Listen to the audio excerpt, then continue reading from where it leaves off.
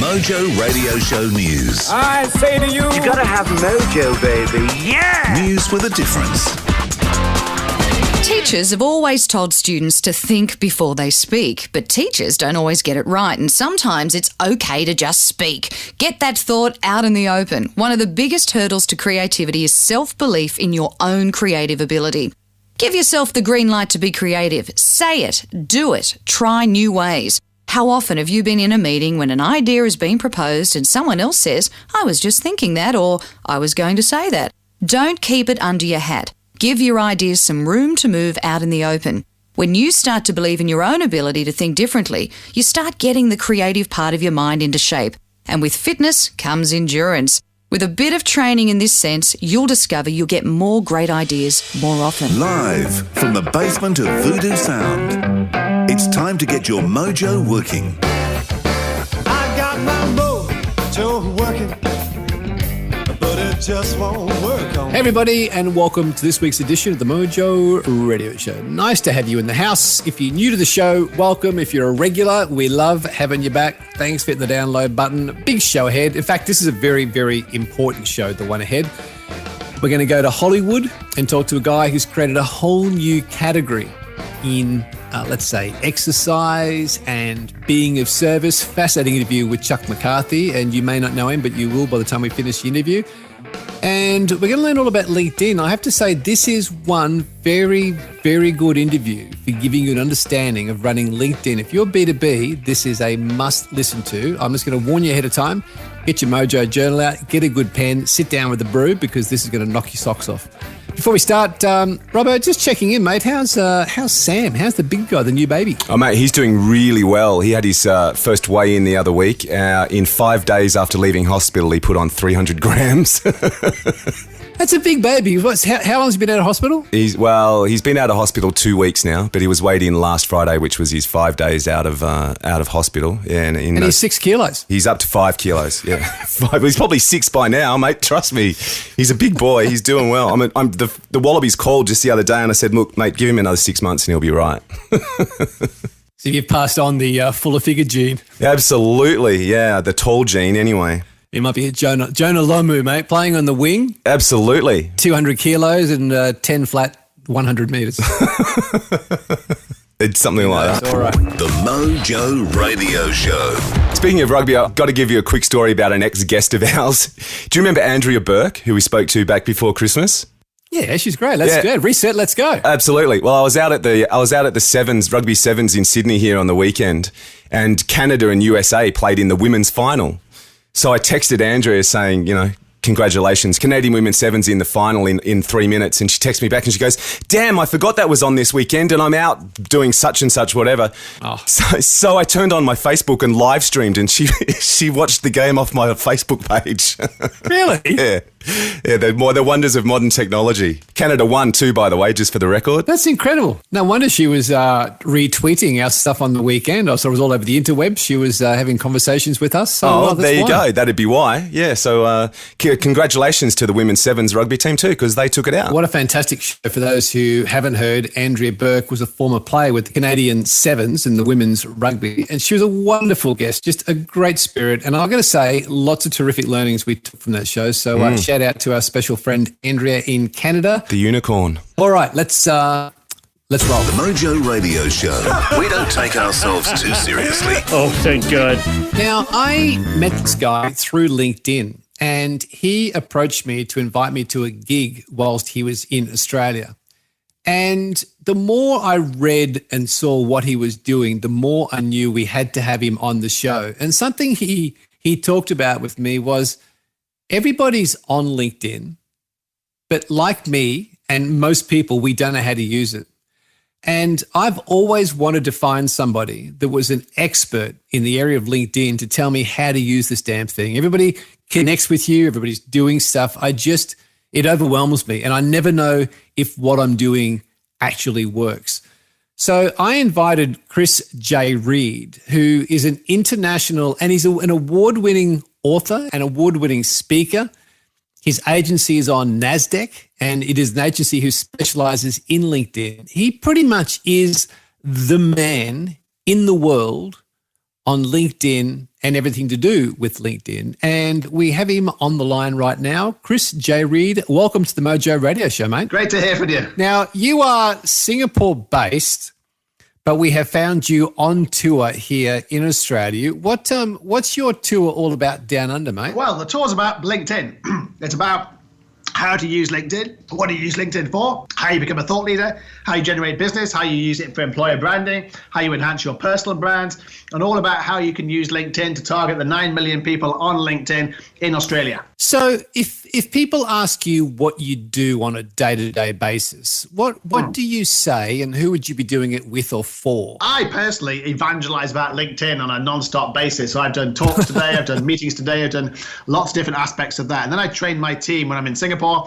deliver on what we're selling. So basically we're selling a LinkedIn service that enhances your personal brand, creates a company brand, enhances your employer brand, creates a content marketing strategy, creates a thought leadership strategy if you're a CEO or founder, an entrepreneur, and creates a social selling tool that generates you new leads on LinkedIn. So I train my team how to do that. We do that for our clients, and I go out there and sell it to entrepreneurs, SMEs, founders, CEOs, C-suite, whoever needs it, whoever I think need it. So why your interest in LinkedIn? I mean, you're awarded, you've written about it, you've built an agency in Singapore on it, you're now on the speaking circuit. Why the interest in LinkedIn for you personally? Because when I came to Asia 8 years ago, and I didn't know a single person. So I had to reach out using people I knew in LinkedIn in the UK and said, who do you know in Singapore?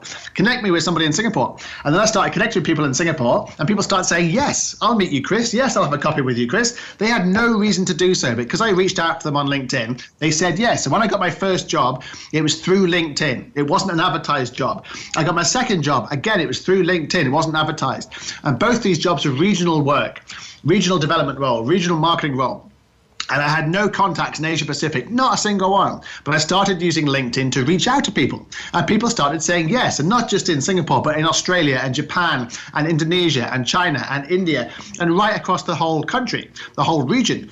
So it's really exciting to actually break into these kind of markets using the power of LinkedIn. And then people start asking me to train themselves and train them, their sales team, their marketing team, their C-suite, using LinkedIn.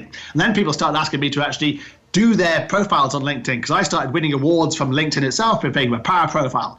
So I knew there was a business there. So as soon as 2014 hit, I basically created Black Marketing, and I knew there was already clients waiting for me to basically hit them and basically start working with them, enhance their personal brand on LinkedIn, create a content marketing plan on LinkedIn.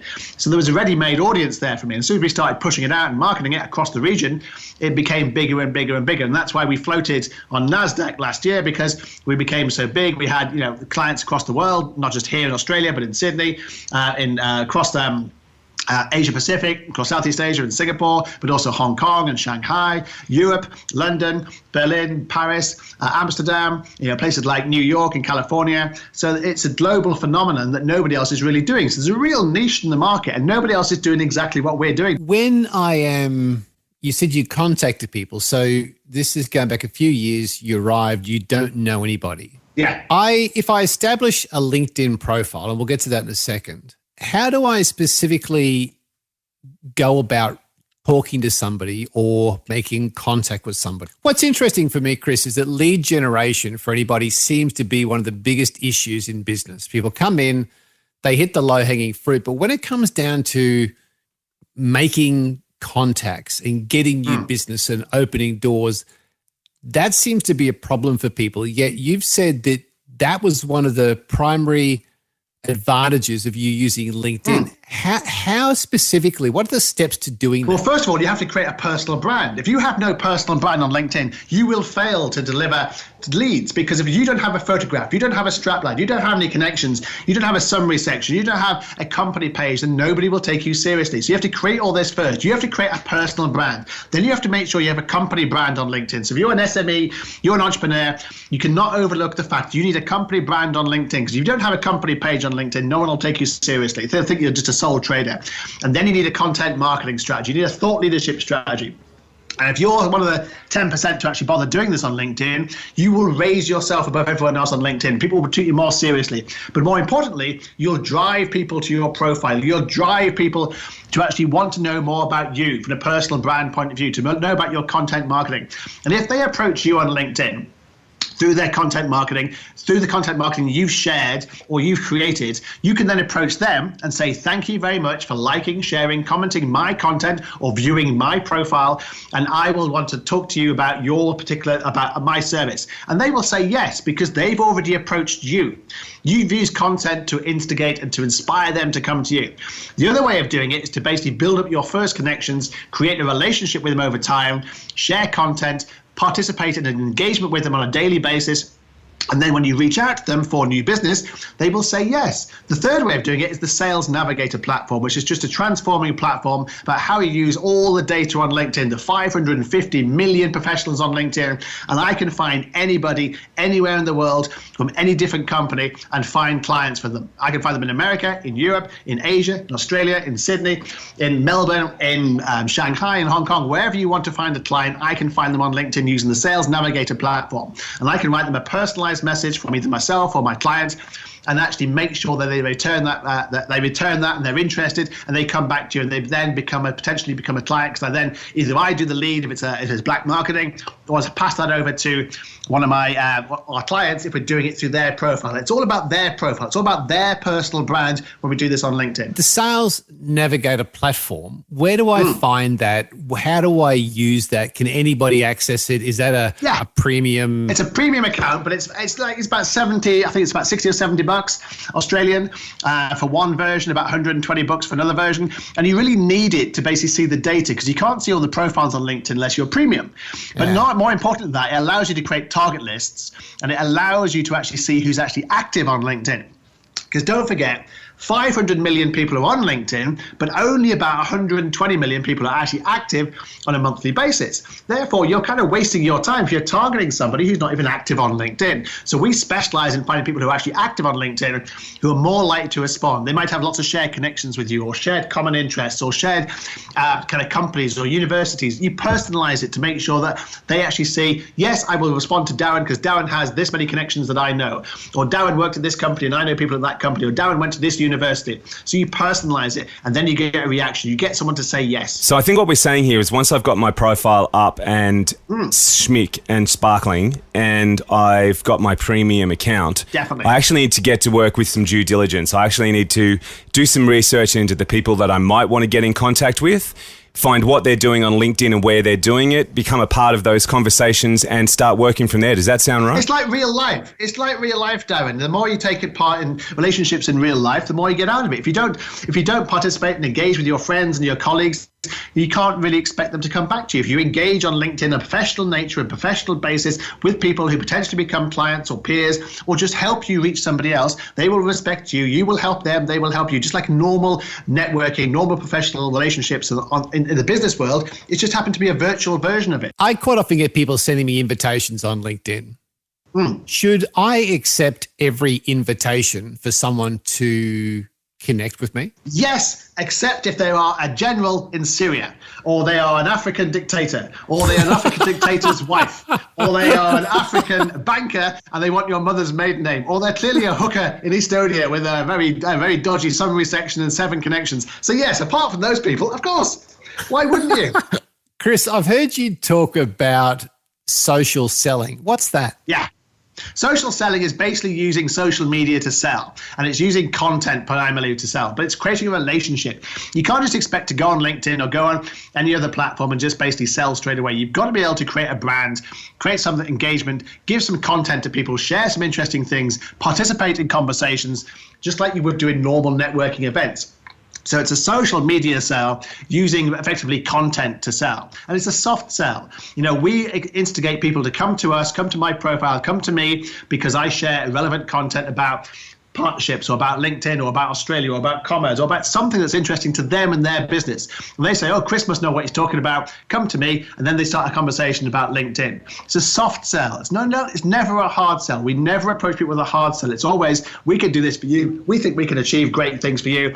And you've come to us because we've shared content, or you know somebody I know, or we've worked in the same company, or I've been recommended by somebody. And it's a soft sell, basically. So if I break that down, and I've got a guy who is involved in his own small business, or a lady who's running her own business from home, and she is selling through a website. What I'm hearing you say is that you've been successful through your business because people have come in and your personal brand or the business brand has been built on being a LinkedIn expert. And if I go through it, you've got books, you've got awards, you immerse yourself in it, you've built your brand around that. Are you saying that people then need to make sure they have a distinct specialty that they are a thought leader in, and a distinct point of difference that elevates them from their competition so that people will want to seek them out? Of course, like anything in life, you have to distinguish yourself. Like your radio show distinguishes itself. You distinguish yourself. Everyone has to distinguish themselves. I distinguish myself being a LinkedIn expert, but also having a blue mohawk or a red mohawk and wearing black T-shirts when everyone wears a suit. You know, I distinguish myself in lots of different ways, by being unconventional, by being slightly more lateral in my thinking, but also in terms of saying, this is me, accept me for who I am, but this is actually helping me build a business. I get recognized in Shanghai, I get recognized in Hong Kong, I get recognized in Sydney just by having a mohawk, because nobody else on LinkedIn has a mohawk. So if you have a mohawk, particularly a blue one or a red one or a green one or a blonde one, you get noticed. But I'm also a LinkedIn expert. So people come up to me, oh, you're the mohawk guy, you're the LinkedIn guy. And they recognize me, even though they've never met me before, just through the power of LinkedIn. Now, every single person on LinkedIn can do the same thing. Everyone's got something unique to say. Everyone's got something unique they can do. The biggest problem in Asia and in England, and often in Australia as well, is people are too shy, people are too modest. And the problem with being too modest on LinkedIn is there will be some American who will come along and claim your territory. There will be some American who comes along and say they created the table or they created the air. Even if it's not true, people go, wow, you created the air. And because they're American, people tend to believe them. You know, the whole Trump effect is the whole hype over substance. But actually, English people and Asians and Australians actually did the thing first, or achieved more, or had more words, more substance, but they don't like to say it because they're too modest. So it's about bringing that out. It's about in a professional way. It's not boasting. It's not lying. It's not basically hyping yourself up. It's literally just stating the truth. A lot of Asians are too modest. A lot of Australians are too modest. Can you give me an example of someone you've worked with that had a modest profile, but once they started working with you and your team, created an outstanding profile and a great personal brand that worked and actually attracted business through LinkedIn? Do you have an actual case study you could run us through? I'm actually obviously not allowed to tell you who we work for, because you're not supposed to believe that the person you're interacting with on LinkedIn is not that person. You're supposed to believe that you're talking to Richard Branson or Barack Obama or Prime Minister Modi. You and I both, well, there's not those people involved in that, but you're supposed to believe it when you say yes to, Richard, that was a great blog. You're supposed to believe that Richard Branson is writing back going, yes, I respect your views. Thank you very much for sharing. Of course, it's not Richard Branson doing it. But that's the whole point. We take over CEOs' profiles, founders' profiles. So I couldn't tell you who I was actually writing for, not least because I have NDAs and confidentiality agreements, but also because why would anyone then trust me going forwards if I told you who we work for? Pick a smaller, lesser known person. And don't give me, I'm not going to let you off the hook that easy, Chris. Give me a smaller person. Don't mention any names, but give me an example of, this is Bob or Mary. Okay. They owned a pet food company, and this is what we did. This is how it changed. Just give me a, okay. Give me a bone. There's an entrepreneur in Hong Kong. We took over his profile. He had like 100 connections. He had nobody. He didn't know any content marketing. Wasn't connected to his own company page. Was very successful, but wanted to transform himself into a thought leader. So we transformed his page, drew him up to like 5,000 connections, and started winning lots and lots of contracts for him. And literally last week, he told us he just won $1 million contract as a result of somebody responding to an email that we'd sent on his behalf. And he was so delighted with this, he recommended that we start work for the UK team. Now we work for the UK team. So we work for the Singapore team, the UK team, and the Hong Kong team, because success breeds success. That $1 million contract he would not have got had we not beefed up his profile and started messaging people on LinkedIn, started creating relationships, started sharing content. And we've got lots of case studies of that. We've got people in Australia who we work for, who we're getting headhunted. And for obvious reasons, I can't tell you who they are. But basically, we're beefing up their profile. So they leave multinationals and they get beefed up. And they're basically, at the moment, kind of the objective is to beef up their profile, but to make sure that they basically become a thought leader. So someone goes, wow, that's amazing. I must want that person in my organization. We've got an entrepreneur here in Sydney, working for him and winning new clients. We've already won like 3 new clients since we started working for him 2 months ago, merely by beefing up his profile, adding keywords, adding a background picture, changing his picture, changing his summary section, adding a company page, adding some visuals, doing some video content, and actually making sure that he gets noticed. And suddenly, by just being noticed, people go, wow, you're amazing. You're a thought leader in this particular digital marketing field. You've got to come in and pitch for us. And he paid him in a pitch to this particular organization in Australia, and he won. And he wouldn't have got that invitation had he not got a beefed up, search-orientated LinkedIn profile. So when people say Chris J. Reed has endorsed you for, did those endorsements really carry weight, Chris? That's a great question. Well, I use it in my presentations. I use a thing about what not to do. And the thing not what to do on LinkedIn is don't get endorsed for PowerPoint, Excel, Word, and Office. Because people kind of assume you know how to use these things. It's a bit like being endorsed for Google search, or I can use a smartphone. So the trouble is that LinkedIn will do this if you don't tell them what you want to be endorsed for. So you either play their game or you don't. So you put up the things you want to be endorsed for. I'm endorsed for being a LinkedIn entrepreneur, being a social media expert and so forth. But if you don't do it, LinkedIn will literally suggest things to people and they will endorse them just because the gamification platform of LinkedIn. So we had a client the other day who was being endorsed for awesomeness and general awesomeness. And he had no idea that people were endorsing him for being an awesome kind of guy. They thought, what the fuck's that got to do with my business? Nothing at all. He was a financial advisor. He had nothing, but people, basically LinkedIn had somehow created awesomeness as being an endorsement skill. And because he hadn't changed his skills, people were endorsing him for being awesome. What's the secret with groups? Do I just join groups that I feel reflect what I do? Do I need to join conversations? Do I just need to be a member of it for it to work for me? How do I work with groups? The secret sauce is not to join the group that's the Darren Robertson Appreciation Society, because that's got 2 members in, and one of them is your mum. And hopefully my wife. There's basically nobody in that group. So don't join groups that sound very funky and interesting. Join the groups where your clients are, your peers are, your influencers are. And they're normally 10, 20, 30, 40, 50,000, if not up to 1 million people.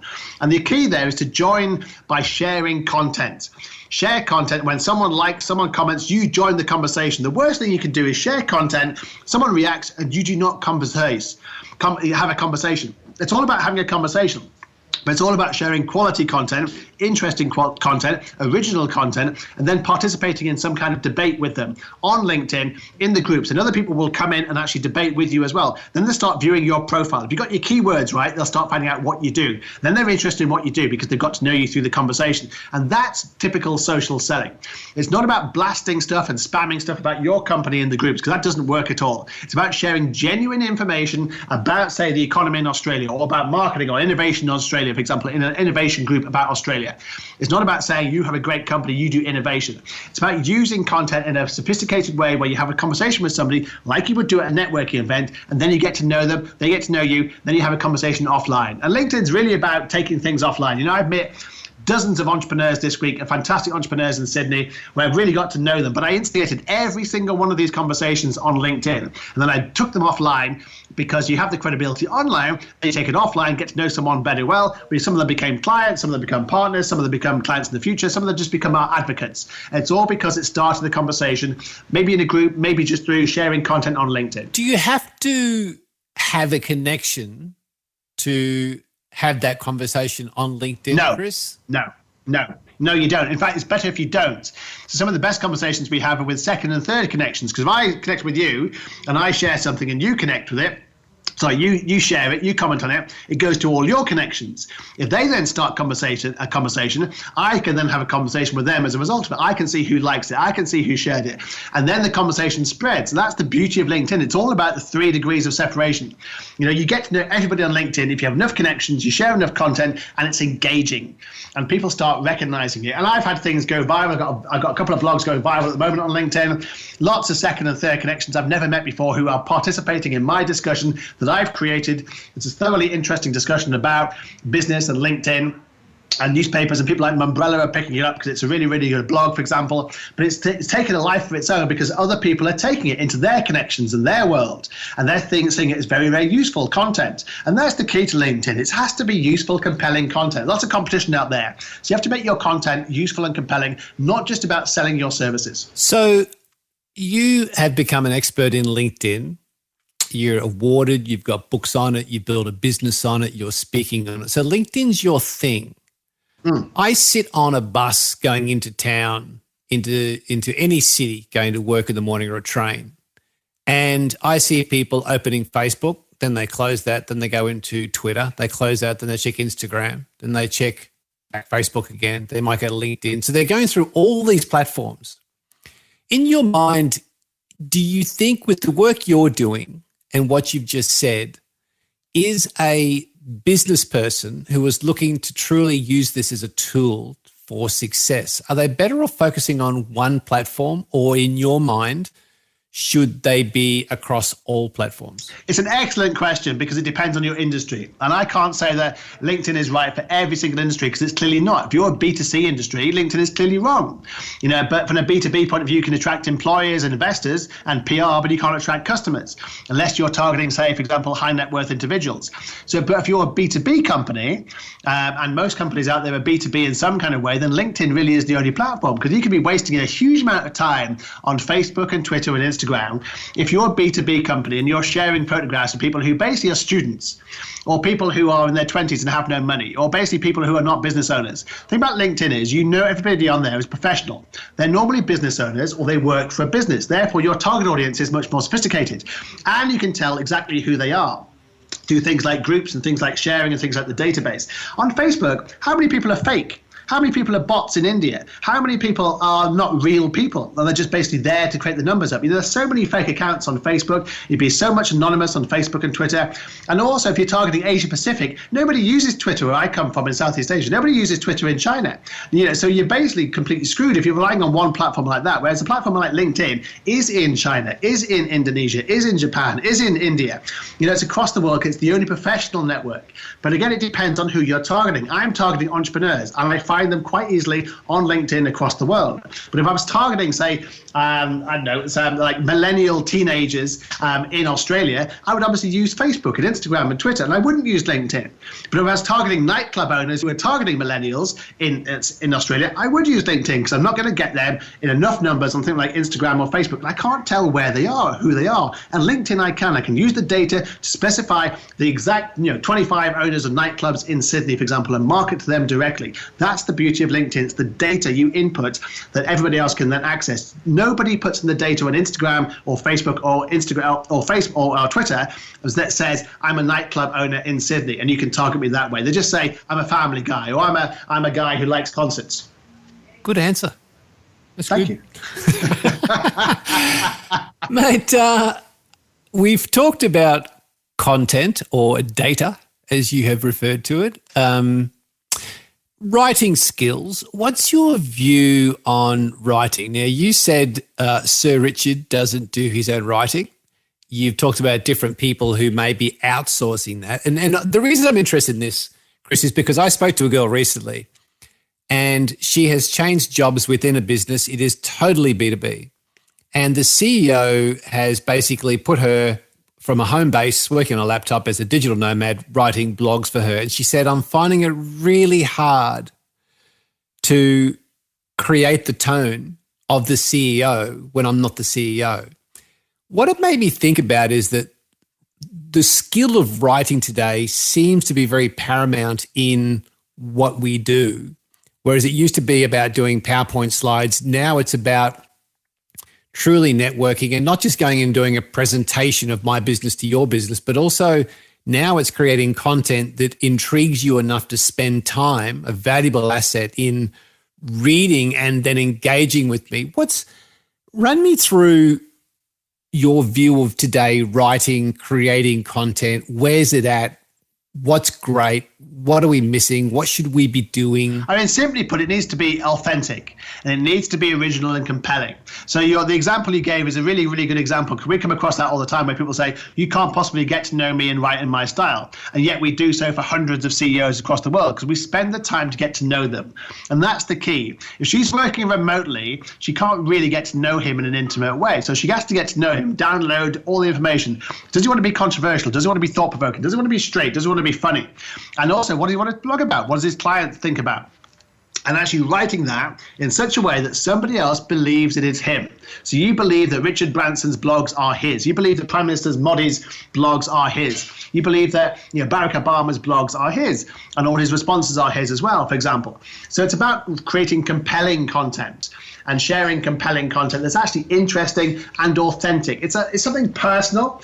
So it could be briefed by, a good example is the CEO might brief this lady and say, I want to talk about, my childhood. I became an entrepreneur when my granddad said to me that basically it's about who you know, not what you know. And this has basically set me on a course to say, LinkedIn's the key thing to do, and relationships and networking is the key to how I'm going to build a business, and actually tell that story. Because it's authentic, it's personal, but it's business at the same time, and someone can actually believe it. So it's taking authentic things from the CEO and actually translating that to something that's worthwhile reading on LinkedIn. Don't forget, LinkedIn's not Shakespeare. It doesn't have to be Shakespeare. People overanalyze blogs and content on LinkedIn.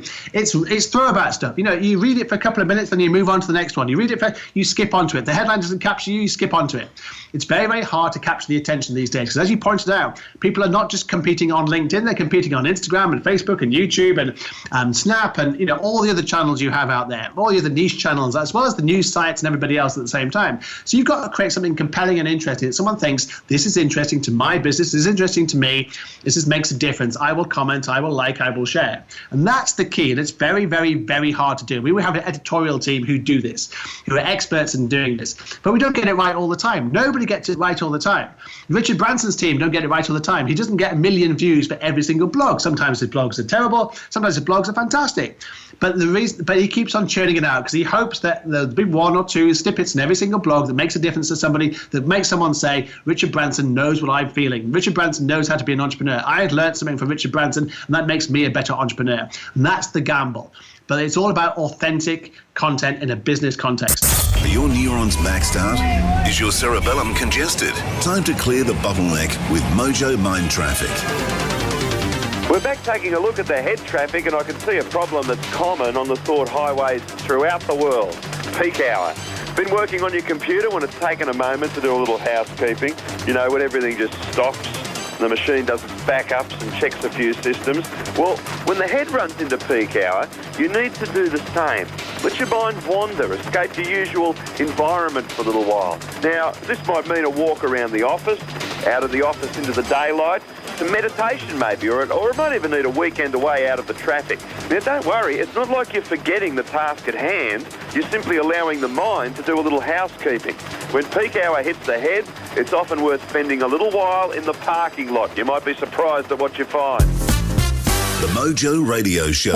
What's the thing that people don't know about LinkedIn, Chris? What's the 95% of things? What don't we know? Like what don't everything. Talks. That's why I'm doing 6 talks this week in Sydney. Because despite the fact that Sydney has 9 million people, Australia has 9 million people on LinkedIn, nobody has a clue how to use LinkedIn. And I'm not joking either. I've literally done workshop this morning, got workshop this afternoon, workshop tomorrow morning, talking about how to use LinkedIn. I'm not talking about more sophisticated things. I'm literally talking about how you blog, how you share, how you use keywords, how you use a background picture, how you have a picture that people can actually see, how you have a company page. So it's not rocket science. It's just basically pointing it out. And unfortunately, LinkedIn themselves do not really help the situation because they're not very good at marketing. They're salespeople. They're salespeople here. They're salespeople in Singapore. They're salespeople in Hong Kong. The creative guys and the operational guys are in San Francisco. They don't really give a shit about Asia, because Asia's just like, oh yeah, that's 110 million people. We've got 400 million people, the rest of the world. But Asia's their fastest growing region. They need to spend more time here, because Asia is not like the rest of the world. So they have to be something different. So I'm teaching people about how to use LinkedIn, just the basics, how to have a photograph, how to engage, how to blog, how to share, how to have keywords so you get found by people who want to find you. So it's basically everything. Like Sales Navigator, it's a classic one. Nobody knows how to use Sales Navigator because nobody knows that Sales Navigator exists, because it's a separate platform. And LinkedIn have not helped themselves at all by having 3 separate platforms: Recruiter, Premium, and Sales Navigator.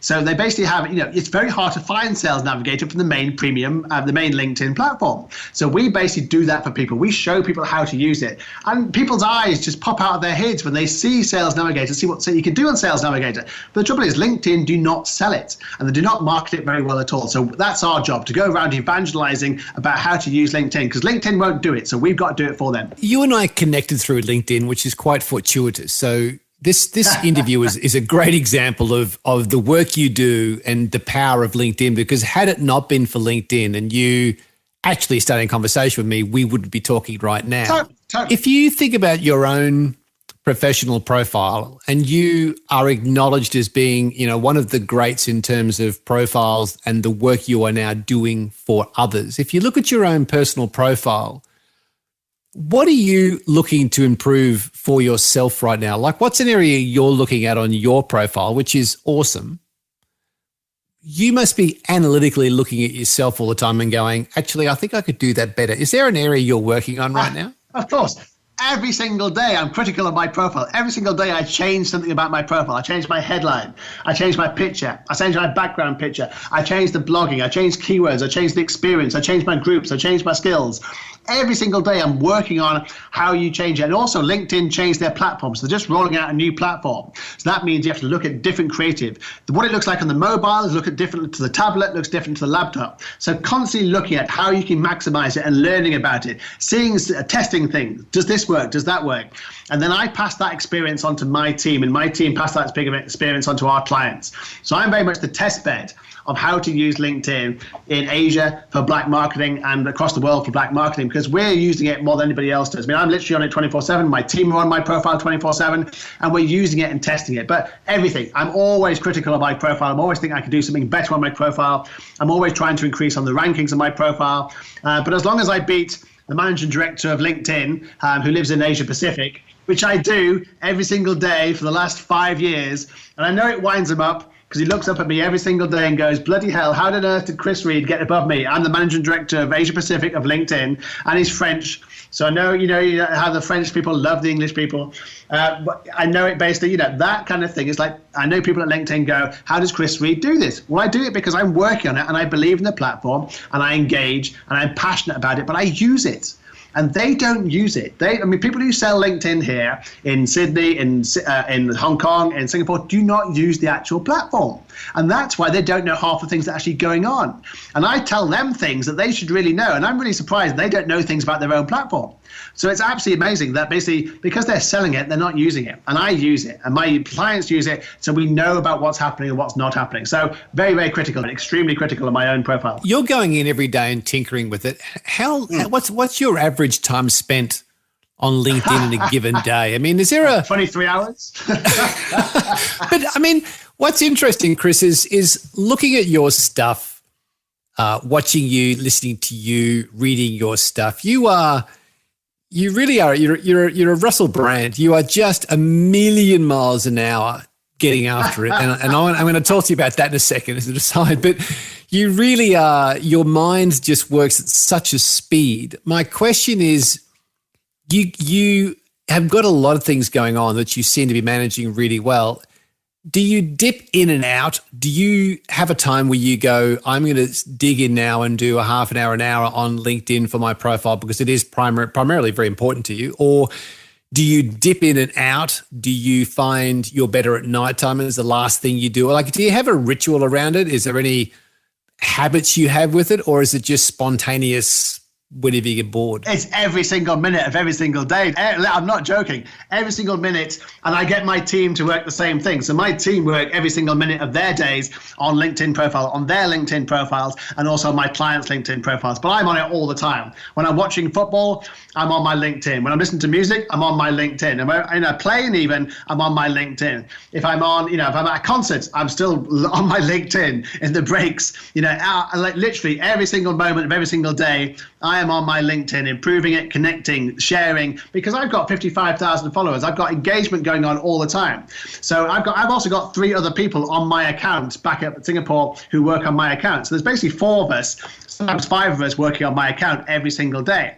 So they're making it active, they're making it lively, they're engaging, they're thanking people, they're accepting people, they're sending out messages to people, they're basically helping me build the business.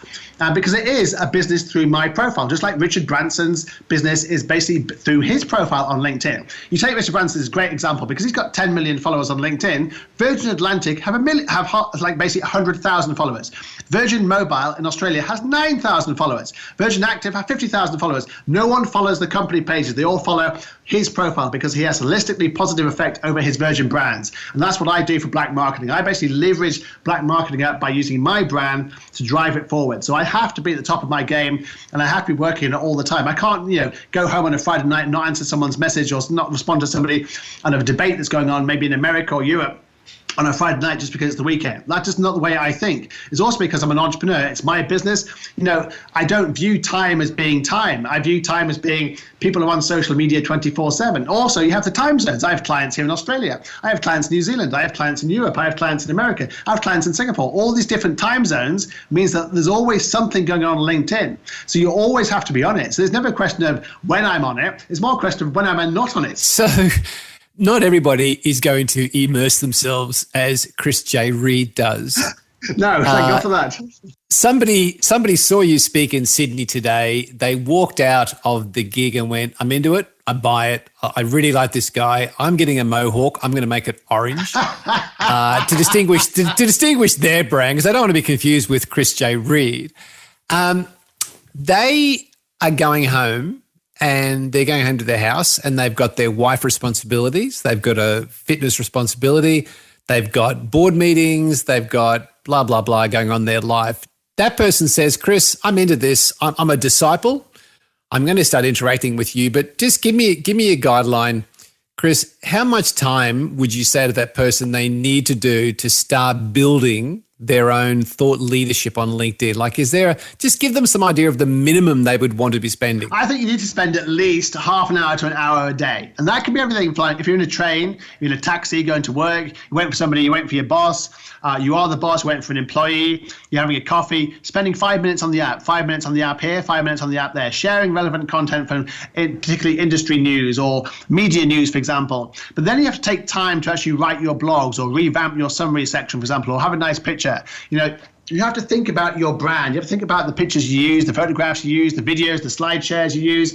And the blogging takes the longest amount of time because you do have to spend a bit of time researching, thinking about it, writing it, adding content and doing that. But I would say half an hour a day, 5 days a week is enough time to have an engaging profile on LinkedIn. It doesn't take a lot, it just takes a bit. And LinkedIn start rewarding you with that because they basically reward people who start having a go. And it's a gamification platform. So the more you do it, the more they reward you, the higher the status you get, the higher rankings you get. So it's just about you basically having a go. I refer to you as the Russell Brand of LinkedIn. Cool guy. And your mind goes a million miles an hour, just like Russell's. And I'm a massive fan of him, his books and what he does. I think he's a great talent. Do you have your own downtime where you basically change gears and you do deep work? Because Cal Newport wrote a book called Deep Work, which was basically there's a lot of shallow work, which is reactive and doing things quickly and not putting a lot of thought into things. It's just getting stuff done. And he said there's got to be a time in our day where we have deep work where you pick one thing, you focus on it, you limit distractions and you really immerse yourself. And that thing has to challenge you slightly. Is there a time in your day where you do just slow down and sit there and ponder and reflect and dream and imagine? Does that happen to you, Chris J. Reed? No. The quietest time I ever get is on a plane. Tomorrow night, I'm on a plane. I'm in the business lounge. I've got I'm in the business club. I've got the champagne coming out. I've got my sexy Singapore stewardesses and my sexy Singapore Airlines stewardesses, all over me, having a great time. And that's my downtime. But I write my best blogs on planes with the champagne and trance music in my ears. And literally, that's my only downtime. Because even then, Nice. I'm plodding away. 5 o'clock, 6 o'clock tomorrow night. It takes me 8 hours to get home to Singapore. And I'll be plodding away. I'll probably do 3 or 4 blogs tomorrow night with the help of some champagne, some trance, and some sexy Singapore stewardesses. Now, you are leaving and then you're coming back to Australia. I believe you've got a gig in Melbourne. A ticket's still available. Give us Yes, just indeed. I've got a series of gigs. Us. I'm doing the American Chamber of Commerce in Melbourne. I'm working on some other gigs. I've also got our own workshop, and the first one's almost sold out. We're about to do a second one as well. So that's in the Grand Hyatt in Melbourne, I think on the 8th or 9th of March. I'm there for the whole week. Yep.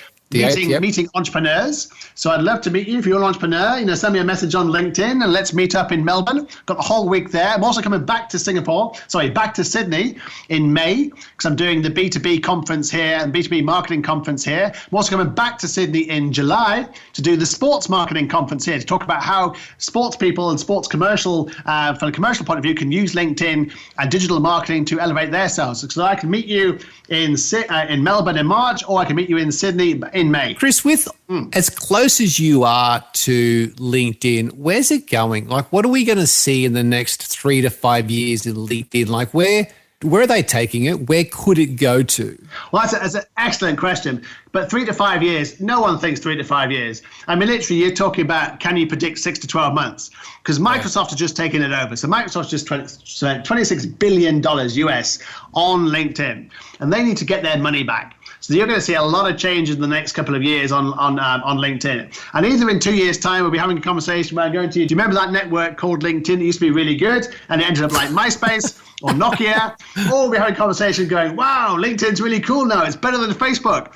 So it can go 2 ways. I have a great feeling for Satya Nadella, the CEO of Microsoft, and therefore of LinkedIn. He's a really cool guy. He's a switched-on guy. I'm using the Microsoft Surface Pro at the moment, and it's phenomenal. It's absolutely fantastic, and I recommend it to anybody. It's light. It's wonderful, and that's the kind of thing that I think Microsoft are now doing. So I've got great hopes for Microsoft to really transform LinkedIn and to make it fantastic. And I hope they do, because at the moment there are lots of things I love about LinkedIn, but lots of things I hate about LinkedIn as well, like their inboxes.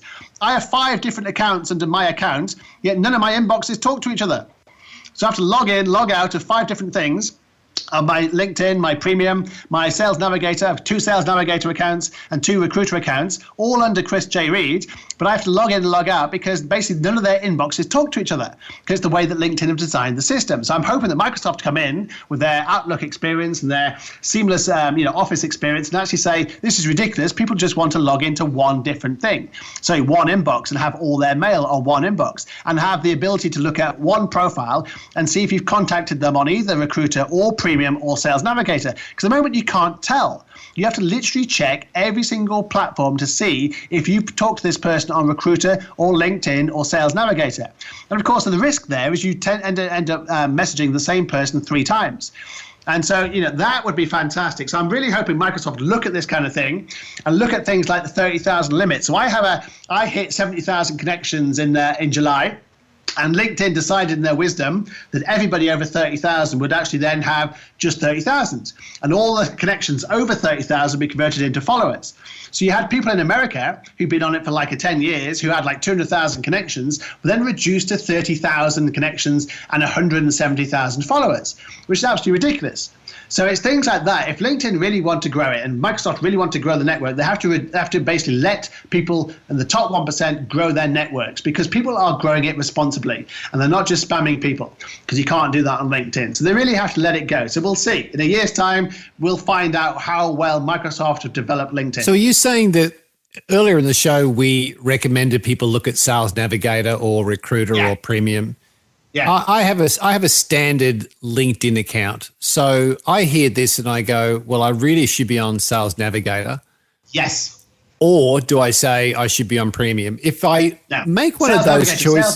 Sales Navigator. It has to be Sales Navigator. Premium is effectively useless now. Premium was created before Recruiter or Sales Navigator because it's the first one, so it's not very good. Then they've created Recruiter for recruitment people, and then they realized that Recruiter and Premium was being used by people like me for sales and marketing. And then they've created Sales Navigator. And Sales Navigator is perfect for sales marketing professionals. It's perfect for entrepreneurs. It's perfect for finding out people who've changed jobs or been live on LinkedIn or basically been in the news on LinkedIn. You can't do that in Recruiter. You can't do that in Premium. Sales Navigator is the place to go when it comes to pinpointing and using the data on LinkedIn, message people directly. So Sales Navigator is the one to do. And do a free trial. You don't like it, don't use it. But do a free trial on LinkedIn on Sales Navigator and you'll see the difference. Am I going to have a separate account then? So if I've gone from being, you and I connected through me just being a normal LinkedIn user, I then go on to Sales Navigator. With what you just said a minute ago, is that still my one account? Correct. It just happens to be. Okay. See, this is the confusing thing about LinkedIn. Effectively, you have 3 platforms connected to your one account. So I have 2 Recruiter, 1 LinkedIn Premium, and 2 Sales Navigator, all connected to my Chris J. Reid account. But the problem is I have to log in, log out, and log in and basically find those platforms. But Sales Navigator is connected to your main account. It's just not connected to your inbox. So effectively, it's a separate platform because they realized that they couldn't transform the existing platform because it was too much hard work to do that. And they created a separate platform called Sales Navigator, which is fantastic functionality and much slicker and much more like a Facebook profile than it is the main LinkedIn account. So it's basically it's a 2017 profile as opposed to a 2010 profile, which is what the main LinkedIn one is. That sounds like me. I'm so 2010. So I am guessing, what I normally say at this point of the show, Chris, you'd say, mate, it's been really great. Where can people find you? But it's pretty obvious. People just go to LinkedIn and put, isn't it? I mean, it's such a strange thing to be with you. It's like, people know. But everyone else is like, well, you should go to my website and check out my Instagram account. But you are all over. Actually, before I let you go, so I know where to get you and we will keep in touch. I know people go and see you in Melbourne because you're bloody good at what you do. A question for you: what's the J stand for in Chris J. Reid? You talk about Michael J. Fox. What's the J? I have no idea. But at 16, I changed my name to Christopher J. Reid. I thought it was absolutely fantastic. And I think at 16, Michael J. Fox was hot in Back to the Future. And I don't think he has a J, anything attached to his name. So I'm basically the same as him. I'm Christopher J. Reid. Is that right? That is such a cool thing. I love that. I must say, you talk about personal brand very well, and I just want the people listening to the show just to go away and because quite often you look at people we're interviewing and you go, oh, it's okay for them. Oh, yeah, but it's all right for them. It's different for me. But I think yours is a classic example that people can have 2 screens going and have your screen and look at everything you've done from your name, your mohawk. And I did a fair bit of digging around on you before the show to make sure that I had stuff to be of value for our listeners. And I reckon 9 out of 10 people introduced you as, the only CEO on the NASDAQ with a mohawk. Of course. And I intentionally didn't because I didn't want to be just another one, Christopher J. Reid. But I do hope people go in and look at your profile and then take it away to say, that's the user guide. That's the how-to guide of creating your profile, having a point of difference, having something memorable, becoming a thought leader, owning something. I mean, it's great, mate. I really like the stuff you do. It's super cool. Anyone can do it. That's the point. Anyone can do it. I'm not special. I'm not special, more special than anybody else. Anyone can do it. And everyone's got something inside them that is distinctive and creates a personal brand. It can be more subtle than mine, but everyone's got something. It's really good, mate. Thanks for the privilege to address yourself and address your listeners. Well, we hope we are going to do our best to get down to Melbourne it's March 8th is the date that I've got off your profile there on LinkedIn. Which is going to be a great gig. And I've seen your stuff. People can find you on YouTube as well, looking at clips, get your blogs on your own LinkedIn profile and so on, which is terrific. But mate, you're so giving. You're good at what you do. You are so passionate about it. We really appreciate you taking the time of, before you jet out to back home again. Hope to see you in Melbourne, mate. But thanks so much for your time at Christopher J. Reid. It's been a real pleasure, mate. See you in Melbourne. Hi, I'm Maria Gronberg. I'm a climber. I climbed Mount Kilimanjaro 4 times and summited Mount Everest this year of May. Oh man, I'm struggling through the Mojo show. The Mojo Radio Show. So I think, Robbo, what we'll do is we will put these things into action and we will report back to see what's happened for Voodoo Studios and for moi, which is the French for me, to see whether we can make this stuff work. The only problem I have is how am I going to do a mohawk? Mate, you think you've got a problem? I would have to grow a mullet, a mullet. Yeah. And I have to do a forward cone from the back, from a mohawk. Hey, there you go. I'm the only guy on podcast radio with a mullet mohawk. Be like a lion's mate. It'd be more like a shark's fin at the back of my head, wouldn't it? Could get a bit ugly. Could get very ugly. I'm thinking wig, perhaps. That is funny. All right. Okay, roll it. At the Mojo Radio Show, we love hearing about people who are chasing their dreams. I have a dream. People who are getting after it. Gotta have soda rock. Mate, this next guy's a good get. Look, as soon as I saw this story, I thought it was awesome and we had to get him on the line. The idea of a people walker is not only a completely new brand, it's a completely new category, and this guy is out there doing it. And I saw this on the project here on Australian TV. They interviewed him and thought, we got to get this guy on. So I won't tell you anymore. I'll let him fill in the gaps. So live from LA, Chuck McCarthy, welcome to the Mojo Radio Show. Hey, how's it going? Really good. Have we caught you on a walk? No, you caught me at the coffee shop, at my coffee shop office. I'm changing the name of the studio. It's got to be the Coffis, surely. So where have we found you, Chuck? Where are you based, mate? I'm in Hollywood, California. So if somebody was to say to Chuck, what do you do? How do you reply today? Well, I mean, I'm a Hollywood actor, but I'm also the people walker now. I walk people. Do people look at you strange when you say you walk people? Yeah, I mean, a lot of people think it's kind of funny off the bat, which is why I think it's gotten a good amount of attention. It's kind of like a funny headline or an intro to it.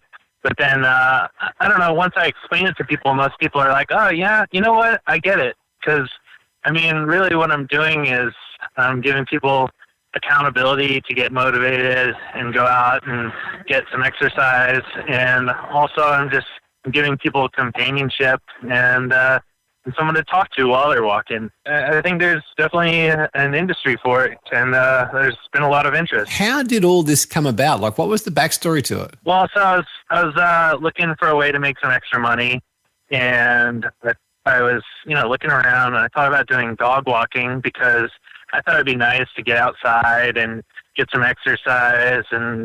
But then I don't own a dog, and I've never had to pick up dog poop, and I think that's really what you get paid for. To me, at least, that's what you're getting the big bucks for, the dog walker.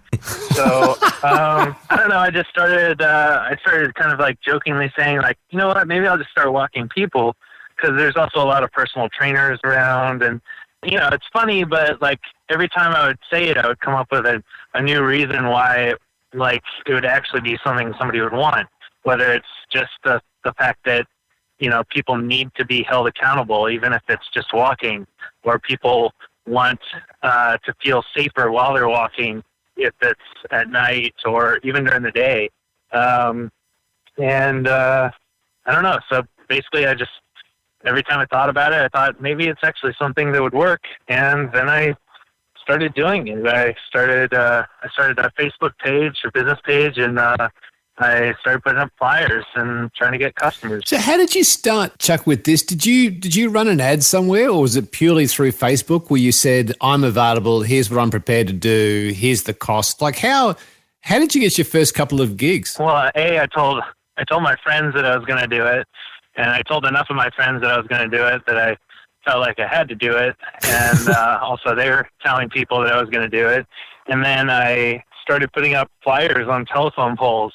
And I put up the information on Facebook, and, the flyers had the Facebook address on them. And so people started coming to me. And I think probably started sharing around the Facebook page on Facebook. So I believe it's $7 a mile. Is that right? Yeah, it's $7 US for a mile. So it's probably about $4.50 Yeah, something roughly. like that. Yeah. And again, that also sounds silly, but when you think about it, most people can walk 3 miles in an hour.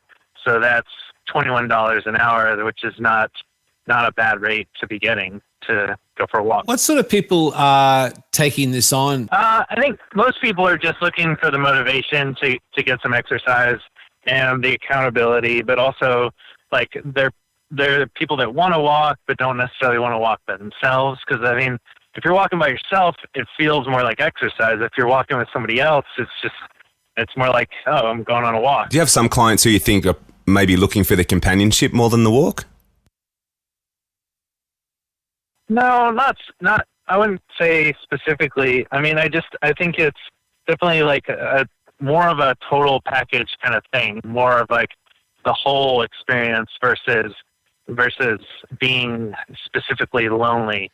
Chuck, was there a moment soon after you'd started where you went, yeah, actually this is good. This is a something. Well, yeah. I mean, when I got my first customer, and then definitely when I got my first interview with somebody in the news interested in it, I believed in the idea before I started doing it, which is why I started doing it.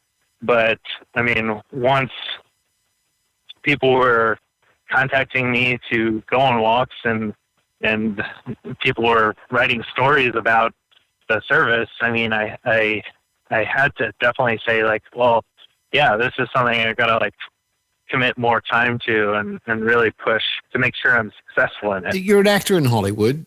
You did this as like a side hustle, but you believed in it. Has the people walking had an impact on you as a person? Like as a man, has this actually had an impact on you? I've met new people. I've lost some weight myself. I feel healthier. And yeah, I'm getting out and just out in the world more. I mean, a lot of the time, before I would catch myself just spending hours on online between auditions or just, in my house on my phone doing the double surfing, watching TV and on the phone and everything. I mean, which has become like kind of the norm for everyone. And it's just definitely like put me out into the world more. Have there been a lot of naysayers, mate? Have you had a lot of people who are skeptical about what you're doing? Yeah, I've definitely had some skeptics and some detractors. I mean, in general, a lot of people, even if they're negative about it, are actually positive about it. I don't know how to, like a lot of the comments on videos on Facebook go something like this. Oh, this is the stupidest. This is so stupid. But my aunt had a stroke and she could really use somebody to walk with her. Or, this is so dumb. This is so dumb, but, my brother's agoraphobic and he, like, really needs somebody with him if he's going to leave the house. So, I mean, in general, like, those are the comments that are negative, but they're actually pretty positive. Where do you see this going, mate? Have you got plans for this? Are you happy for this to spread? Like, ultimately, what's the dream you've got? You've started this thing. It's obviously it's a something. You're getting media attention. You've now got clients. Where do you want to see this thing go to? Well, right now I'm working to develop an app that would be like Uber or Lyft, so that like more people could do it and do it safely and easily, be walkers and get walked around the world. Right now, I'm just one person and I'm here in LA, and, I brought on a couple of people here in LA. But it's tough to like grow this as a business, without having a mechanism to let the walkers, the walking clients, decide who's a good walker or not. Basically, in the meantime, I'm encouraging people to start their own walking services, because I feel like, the stronger the industry is, the better and easier it'll be for the app to be received. What surprised you the most about all this, mate? So you had an idea for it. You eventually convinced yourself there was something in it. You started, you got your first client. The media have gotten behind it and talked about it. When you sit back now and look at where you are with this thing and 250 odd people around the world participating in it, what has surprised you the most? I think probably the most surprising thing are just like the reasons, the other reasons people have come up with for wanting it. Initially the loneliness thing wasn't specifically something I was thinking about even as a reason that people would want it. I mean, it's just kind of something that's kind of grown out of it existing. And then I guess the other thing that surprised me is just how many people are interested in it as something to do. I think it's such a cool idea because as you talk about it, Chuck, I can look at particularly around the world aged care villages and communities and densely populated areas where there would be people middle to elderly who would love the companionship, would love the safety, would love the conversation. Where money really isn't a big thing. That's just a means to an end. So I think as a concept, it's fantastic, Robbo, isn't it? It's a cracker. I love it. Cracker, mate. Thanks. It's a cracker. A cracker. So just one final question for you, Chuck. Where is your global head office?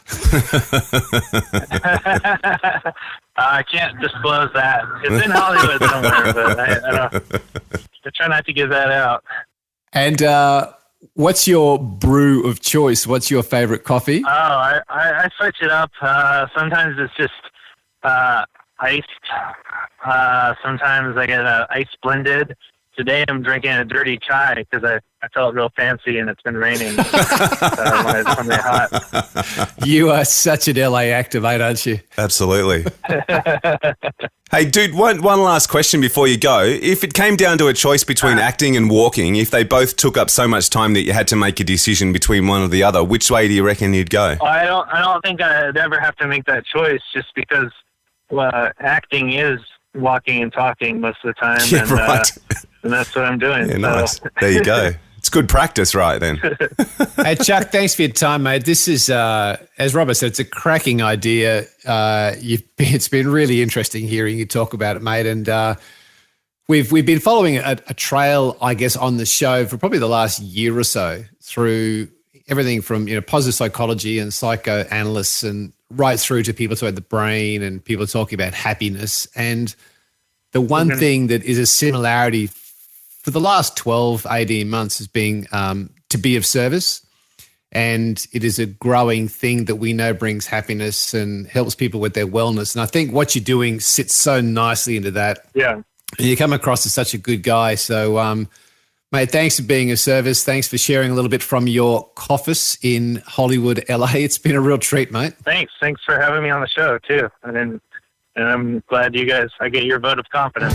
We don't take ourselves too seriously. I wish I knew how to quit you. The Mojo Radio Show. There is so much in this that is in, let's just say, the conversations that we've been having over the last year. It was a side hustle that started as something that he saw a problem. He thought other people shared the same problem. His friends loved it, so he started doing it, and now it's a something. And this can now spread through the world, but it started solving a problem. At the intro, you said it's a new category. It doesn't exist. And what he had to do was get over the naysayers to start with, but just start doing it. And I love the fact that when you see photos of Chuck online, he's got this white T-shirt and he's got a Sharpie and just written the people walk right on the front. And that's his branding. And I just go, dude, it's just on so many levels, it's just gold. It just works. Absolutely. He's brilliant. I was so inspired by that story. I'm so glad we could get him on. It was great. And folks, if you start your own people walking movement, and I'm sure if you contact Chuck, he will be all over it. He'll give you all the instructions of how to do it, because for him, it is a movement. He just wants to see people do it. And as our good friend Tate Fletcher would say, it's just being of service. And Every day is not a Doris day, but I'm guarantee you go out and walk somebody and you make a couple of bucks out of it, you will make their day. So good on you, Chuck. So, mate, to close the show, what do you got? Mate, I've got a little piece. We've been doing it the last couple of weeks. We've been doing a Shout It Out Loud.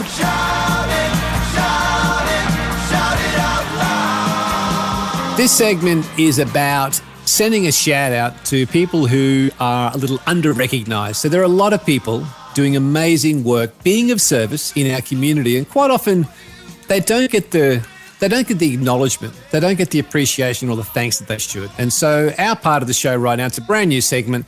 We just want to send a shout out to those people to recognise them and say thanks. Who are we sending a shout out to? Who are we sending a shout out to this week? Well, look, I'm actually going to read a little piece that I found on the interweb, and I'm going to let you see if you can decide who I'm talking about. It started with a photo of a woman lying on a bed curled up next to a sleeping toddler. And then this script came up over the top of the picture. I'll read it to you. Tell me if you think you can figure out who we're talking about. It says, "This is my wife taking a nap. In an hour, she'll wake up, put on her scrubs, and get ready for work. The tools and items she needs to perform her job will be gathered and checked meticulously. Hair and makeup will be done quickly. She'll complain that she looks awful. I'll disagree and get her a cup of coffee. She'll sit on the couch and try to drink it while happily playing with the toddler that's crawling all over her. She'll occasionally stare off blankly as we talk, steeling herself for the coming shift. She thinks I don't notice. She'll kiss the toddler and I goodbye and leave to go to take care of people who are having the worst day of their lives. Car wrecks, gunshot wounds, explosions, burns and breaks, professionals, the poor, pastors, addicts and prostitutes. It doesn't matter who you are, she'll take care of you. She'll come home 14 hours later and remove her shoes that have walked through blood, bile, tears and fire from aching feet and leave them outside. Sometimes she'll not want to talk about it. Sometimes she can't wait to talk about it. Sometimes she'll laugh until she cries. Sometimes she'll just cry. Regardless of these moments, she'll be on time for her next shift. My wife is a nurse. My wife is a hero." That's nice, mate, isn't it? How awesome is that? That is awesome. Nicely put together, mate. Yes, I wish I'd written it. But I tell you what, I'm glad we can share it because that's unreal. So our shout out this week is to all the nurses, and having had a few friends who were nurses, I've got to say that story is 100% accurate. So to finish the show, we're going to play the Thuis with You're My Hero. That's our show, folks. Hope you enjoyed. See you next week. We're out.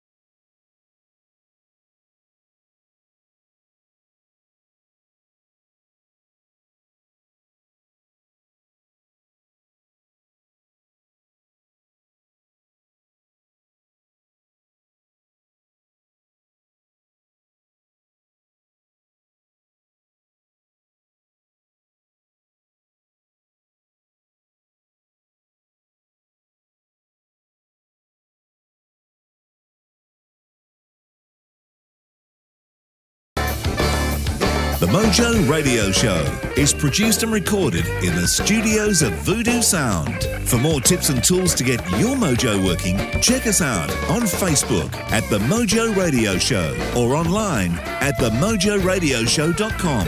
For more about Gary, see GaryBurtWhistle.com, or to polish your next audio or video production, check out voodoosound.com.au. And for the right voice, realtimecasting.com. Andrew Peters speaking. See you next time.